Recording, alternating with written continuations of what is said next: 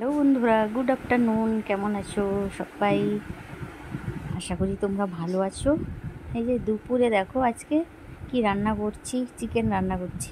পরপর 3 দিন নিরামিষ খাওয়ার পর আজ ইচ্ছে করলো একটু চিকেন খাই, এর জন্য চিকেন করছি।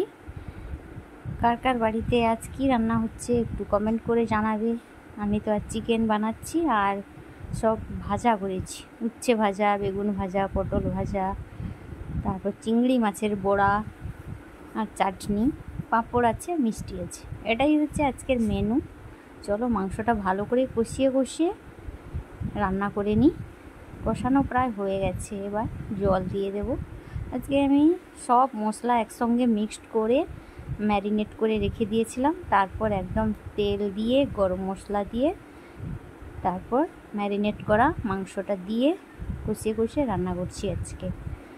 আজকে কেমন টেস্ট হয় দেখা যাক। দেখো তেমন একটা কালার আসছে না, যাই হোক মোটামুটি রান্না তো রেডি।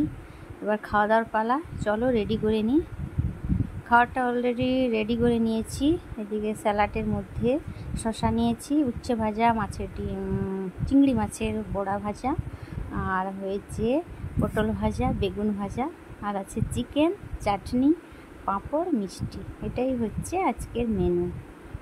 কার কার খাওয়া হয়ে গেছে, কার কার খাওয়া হয়নি আপাতত খেয়ে নাও, আমিও খেয়ে নিই, প্রচুর খিদে লেগেছে। চলো আজকের মতন টাটা, বাই বাই।